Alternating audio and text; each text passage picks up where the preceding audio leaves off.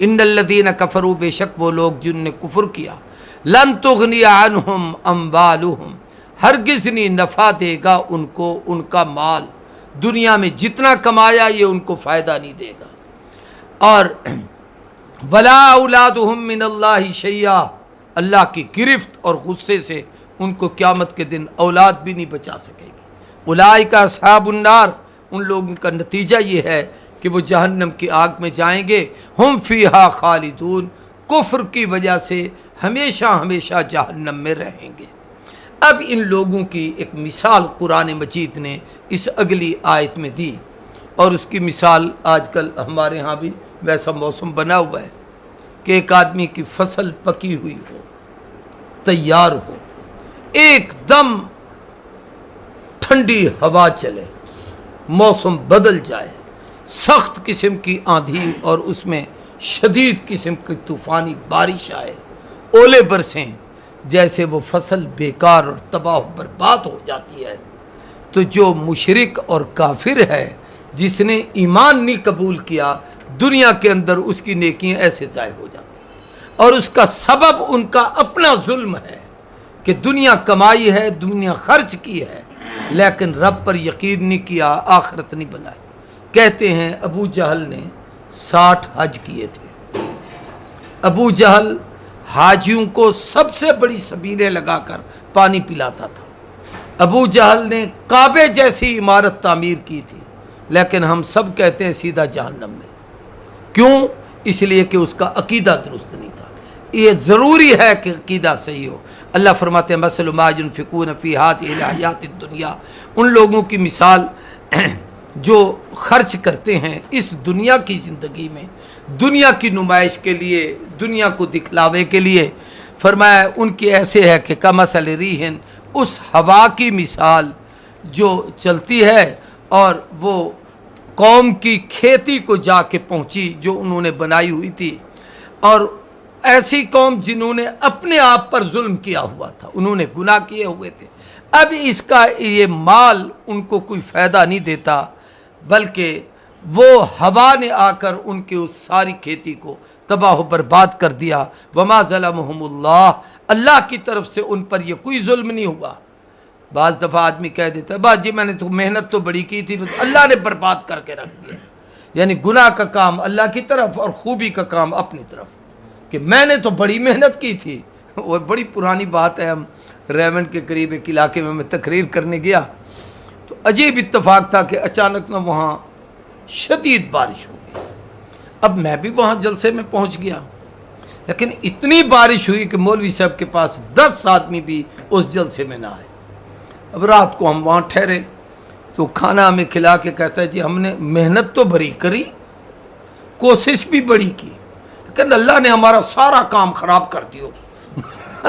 یعنی خرابی کی نسبت رب کی طرف، خوبی کی نسبت اپنی طرف، جبکہ قرآن نے ایک اصول سکھایا ہے وَإِذَا مَرِضْتُ فَهُوَ يَشْفِينِ، کمزوری کی طرف اپنی نسبت اپنی طرف کرو۔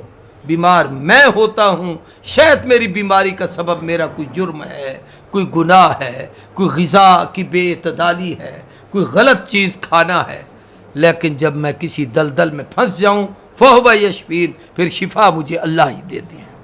تو اللہ فرماتے ہیں یہ ان لوگوں کے اپنے ظلم کی وجہ سے۔ یا ایھا الذین آمنوا، وہ پیچھے ہم ایک واقعہ پڑھ چکے ہیں اوس اور خزرج کا، ان کے درمیان شماس نامی ایک آدمی نے کھڑے ہو کر ان کو آپس میں لڑوانے کے لیے اشعار کہے تھے، اور جس کی وجہ سے وہ پھر ایک دوسرے کے سامنے تلواریں نکال کر کھڑے ہو گئے، تو حضور اور صحابہ آ گئے، پھر ان کو ٹھنڈا کیا اور بٹھایا۔ اس وقت یہ ایک حکم بھی آیا کہ اے اہل ایمان لا تتخذوا، نہ بناؤ تم بطانۃ رازدار من دونکم، اپنے سوا کسی اور کو۔ مومن کا رازدار تو ہو، مومن اپنے راز کافروں کو نہ دے۔ اس وقت پوری امت مسلمہ کی ذلت کا سب سے بڑا سبب یہ ہے کہ کسی مسلمان ملک کا کوئی راز محفوظ نہیں، وہ سارے راز ہم نے غیر مسلموں کو دیے ہوئے، یہودیوں کے پاس ہیں، عیسائیوں کے پاس ہیں، اسرائیل کے پاس ہیں، امریکہ کے پاس ہیں، کوئی ہمارا وہاں خیر خواہ نہیں، سب کے سب دشمن ہیں، ہمارے راز ان کے پاس ہیں۔ اور اللہ فرماتے ہیں جب تم اپنے راز ان کو دے بیٹھتے ہو تو لا یعلونکم خبالا، نہیں کسر کوئی چھوڑتے تمہیں خرابی اور نقصان پہنچانے کی، پھر ان کی کوشش ہوتی ہے کہ ہم ان کو ذلیل ہی کریں۔ چنانچہ آپ دیکھیں کتنی خیر خواہی کی ہے ان لوگوں نے امریکہ کی، لیکن اگلے دن اس بدبخت نے سعودیہ کے فرما روا کے خلاف کیسی زبان مار دی، اس لیے کہ وہ ہمارے خیر خواہ نہیں ہیں۔ آپ نے کتنی ان کی ہمدردی کی ہے کہ اڈے دیے تھے افغانستان پہ حملہ کرنے کے لیے، اب وہی ہے جو آپ کو پھر افغانستان سے لڑوا رہا ہے۔ تو وہ چاہتے ہیں مسلمان آپس میں لڑیں، ہمیں سوچنا ہے۔ اللہ فرماتے ہیں ودو، ان کی کوشش ہے اور وہ اس کو بہت پسند کرتے ہیں کہ ان کا آپس میں نقصان ہو، یہ آپس میں لڑیں۔ قد بدت البغضاء، فرمایا ان کا بغض ظاہر ہوتا ہے، من افواہہم، ان کے منہوں سے، جب وہ باتیں کر رہے ہوتے ہیں نا تو کوئی نہ کوئی بات ایسی آ جاتی ہے جس سے پتہ چلتا ہے کہ یہ ہمارے ساتھ کتنی دشمنی رکھتے ہیں۔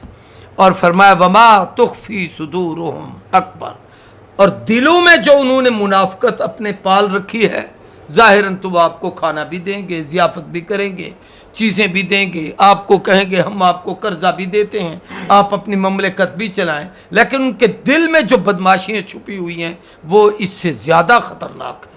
قد بینا لکم الآیات، بے شک ظاہر کرتے ہیں ہم تمہارے لیے اپنی قدرت کی نشانی ہے، ان کنتم تعقلون، اگر تم عقل والے ہو۔ اگلی آیت میں اللہ تبارک و تعالیٰ نے اہل ایمان کو ایک اور تنبیہ فرمائی، فرمایا ہاں انتم اولئک، خبردار اہل ایمان، تحبونہم، تم سو ان کے ساتھ مخلصانہ محبت کرتے ہو۔ ایک حدیث میں ہے المؤمن غر کریم والفاجر خب لئیم، مومن نرم دل اور سخی طبیعت ہوتا ہے، یہ جلدی کسی کے داں میں آ جاتا ہے، اس سے کوئی پیار محبت کی بات کرے یا اپنی باتیں بھی اس کو سمجھانے اور بتانے کے لیے تیار ہو جاتا ہے۔ اور فاجر جو بدماش ہوتا ہے، کافر، فرمایا وہ بہت شاطر ہوتا ہے، آپ کے سارے عیب لے لے گا، اپنی کوئی بات بھی آپ کو نہیں بتائے گا۔ تو اللہ فرماتے ہیں کہ اے اہل ایمان خبردار، تم تو ان کے ساتھ مخلصانہ محبت کرتے ہو، ولا یحبونکم، ان کو تمہارے ساتھ کوئی محبت نہیں ہے، کافروں کو۔ وتؤمنون بالکتاب کلہ، تم ان کی ساری کتابوں پر ایمان رکھتے ہو۔ ہمارا تورات پر ایمان ہے کہ نہیں ہے؟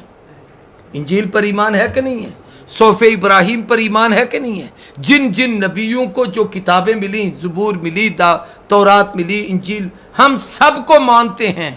اللہ فرماتے ہیں لیکن وہ تمہاری کتاب کو ماننے کے، اب ان کو اپنا سمجھ کر ہم انہیں کہتے ہیں ہم نے تورات پر بھی ہم کلمہ پڑھتے ہیں، موسیٰ کو بھی نبی مانتے ہیں، انجیل کو بھی مانتے ہیں، عیسیٰ کو بھی مانتے ہیں، زبور کو بھی مانتے ہیں، داؤد کو بھی مانتے ہیں، پہلی تو ہم خوش ہو رہے ہوتے ہیں کہ شاید یہ ہمارے قریب ہو جائیں، لیکن اللہ فرماتے ہیں یہ قریب شریف نہیں ہوتے۔ وَإِذَا لَقُوكُمْ، یہ جب تمہیں ملتے ہیں تو یہ منافقانہ طرز پر کہتے ہیں قَالُوا آمَنَّا، ہاں یار تم باتیں ٹھیک کرتے ہو، ہمارا بھی یہی ایمان ہے، تم جو تورات انجیل کو مانتے ہو ہم بھی تو مانتے ہیں نا۔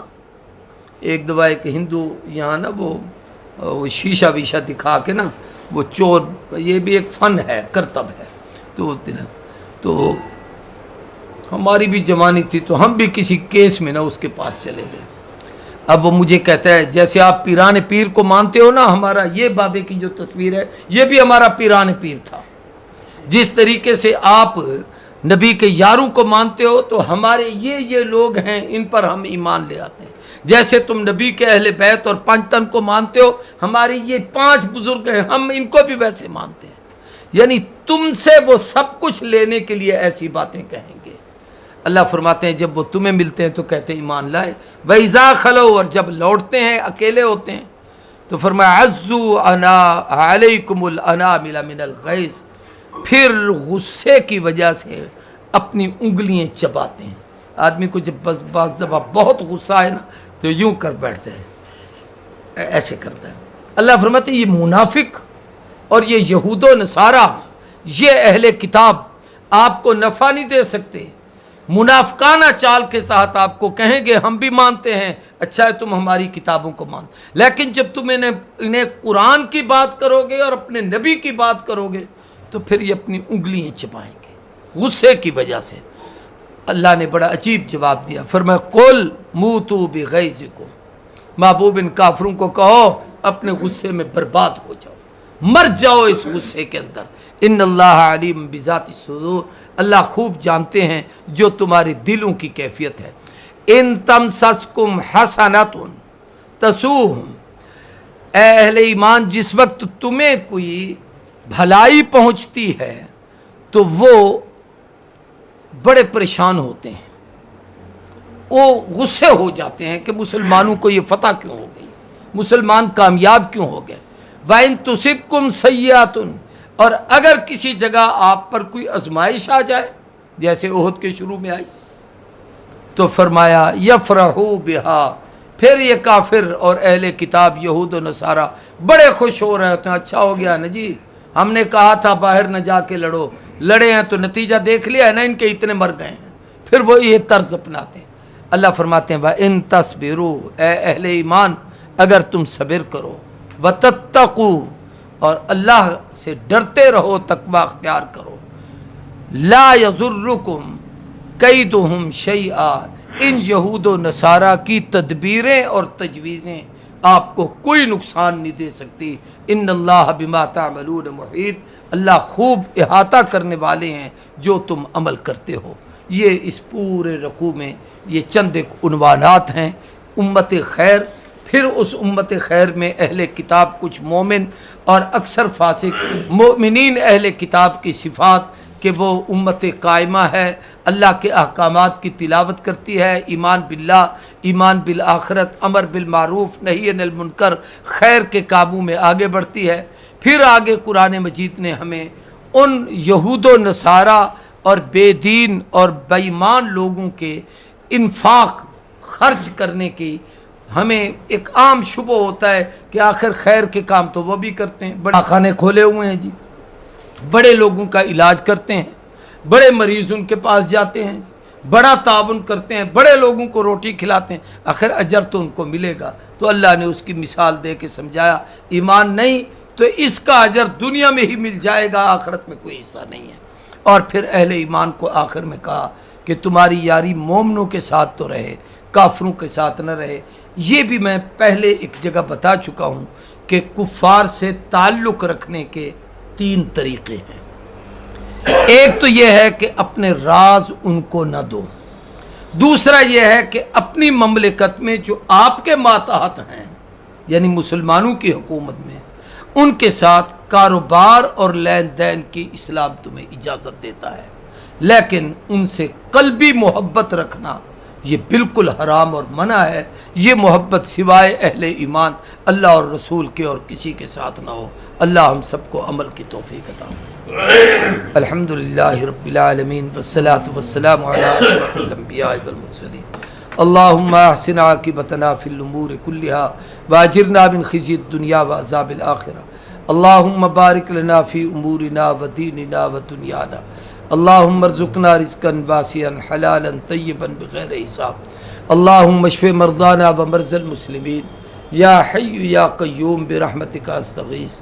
اے اللہ ہمارے بیماروں کو صحت اور شفا عطا فرما، پریشان حال لوگوں کی پریشانیاں دور فرما۔